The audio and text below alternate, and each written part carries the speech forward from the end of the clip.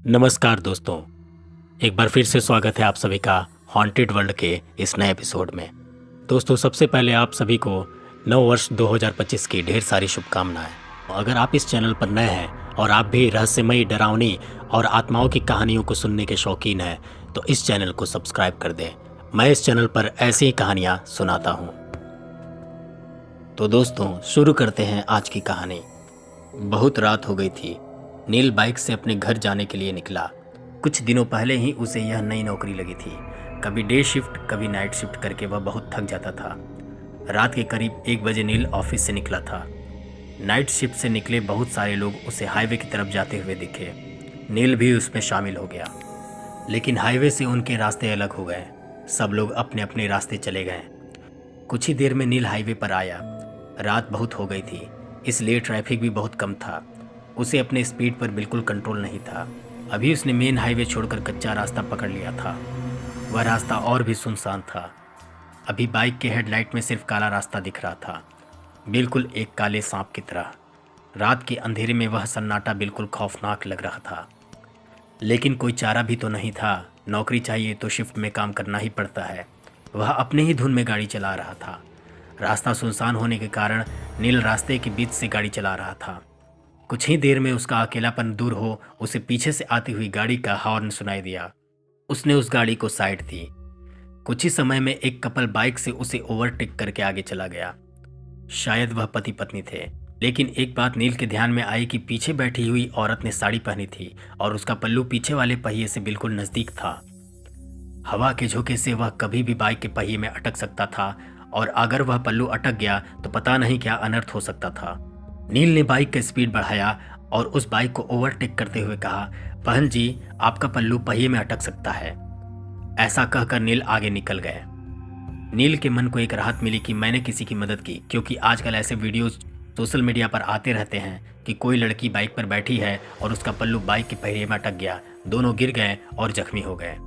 नील इसी सोच में था कि अचानक वही बाइक वाला फिर से निकल के आगे चला गया।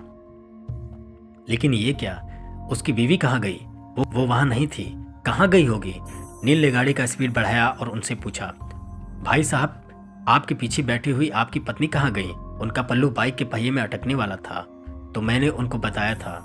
उस बाइक वाले ने अपनी बाइक साइड में लगाई। वैसे नील ने भी अपनी बाइक उसके साइड में लगाई। नील ने कहा, क्या हुआ भाई साहब, आपकी बीवी कहाँ है? वह पीछे ही तो बैठी थी ना। उस बाइक वाले का पूरा शरीर डर के मारे कांपने लगा। उसने कुछ नहीं कहा, सिर्फ अपनी डर भरी आंखों से पीछे मुड़कर देखा तो वह रास्ता और भी डरावना लग रहा था। नील ने उसे कहा, क्या हुआ, आप इतना डरे हुए क्यों हो? वह नील को देखते ही रह गया और फिर उसने पूछा, मेरे बाइक पर किसे बैठे देखा आपने? मतलब आप उसे नहीं पहचानते? मैं जॉब से घर जा रहा था अकेले और मैंने किसी को लिफ्ट भी नहीं दी थी। उसकी बातें सुनकर नील के रोंगटे खड़े हो गए। दोनों ने एक दूसरे को देखा और एक साथ पीछे देखा तो उन्हें रात की गहराई में एक धुंधली सी परछाई दिखी। वो देखते ही दोनों की आंखें खौफ से फटी की फटी रह गई। उन दोनों का दिल जोर जोर से धड़कने लगा था कि तभी सामने वाली बाइक ने हॉर्न मारा। दोनों की सांस ही रुक गई। दोनों ने फटाफट बाइक स्टार्ट की और तेज रफ्तार से अपने घर की ओर बढ़ने लगे। नील घर पहुंचा तो रात के 2 बज चुके थे। वह अपने बिस्तर पर लेटा, लेकिन उसे नींद नहीं आ रही थी। अपने पूरे करियर में उसने यह चीज़ पहली बार देखी थी। रह रह कर उसके मन में एक ही ख्याल आ रहा था कि क्या मैंने जो देखा वह सच था। कितनी बार वह वही रास्ते से गुजरा था, लेकिन आज तक उसे ऐसा खौफनाक अनुभव कभी नहीं हुआ था। बाइक पर बैठी वह औरत, उसकी लाल साड़ी कैसे मुमकिन है, लेकिन अनुभव एकदम असली था। उसे तो अब अपनी खिड़की के पर्दे भी उस लाल साड़ी वाली औरत के पल्लू जैसे दिख रहे थे। ऐसे लग रहा था कि बार बार कोई उसका नाम पुकार रहा है। उसे तो अब खिड़की की ओर देखने के लिए भी डर लग रहा था। जब भी वह पर्दा हिलता बस उसे वही सब याद आता। वह उठा और उसने खिड़की बंद कर दी। जैसे ही वह मुड़ा, उस औरत ने नील के ऊपर छलांग लगाई। नील डर के मारे चिल्लाने लगा। तभी अचानक उसकी नींद टूट गई। देखा तो वो सपना था। नील ने सोचा, मैं कुछ ज़्यादा ही सोच रहा हूँ, और सो गया। नील उस दिन काम पर भी नहीं गया, लेकिन ऐसा और कितने दिन तक रहने वाला था। तीसरे दिन वह काम पर चला गया, लेकिन उसका ध्यान काम में नहीं था। वह बार बार घड़ी देख रहा था। तभी 12:30 बज गए और शिफ्ट खत्म हो गई। वह अपनी बाइक पर बैठा, लेकिन उसके पैर कांपने लगे थे। इस सोच सोच में वो कब हाईवे से निकलकर कच्चे रास्ते पर आया यह उसे पता ही नहीं चला। अब उसे ज्यादा डर लगने लगा था। नील को सब याद आने लगा था और पीछे से एक गाड़ी का हॉर्न सुनाई दिया। नील के रोंगटे खड़े हुए। क्या वह औरत फिर से उस आदमी के पीछे बैठी हुई होगी? क्या मुझे फिर से दिखेगी? उसका शरीर पूरा पसीना पसीना हो गया था। दूसरी बाइक आगे जाने की कोशिश करने लगी। नील ने सोचा कि मैं उसके पीछे देखूंगा ही नहीं, लेकिन आखिर उसने पीछे देख लिया तो उसके पीछे कोई नहीं था। नील एक राहत भरी सांस लिया। उसकी जान में जान आ गई। उसके कलेजा का डर अब खत्म हो गया था।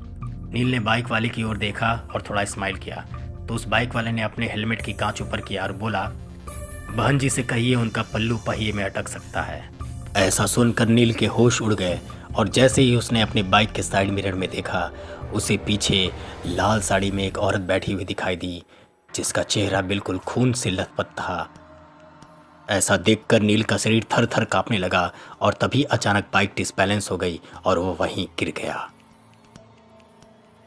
सुबह नील की आंख खुलती है और वह देखता है कि वह एक हॉस्पिटल में था और तभी अचानक रात की घटना उसके शरीर में कौंध जाती है।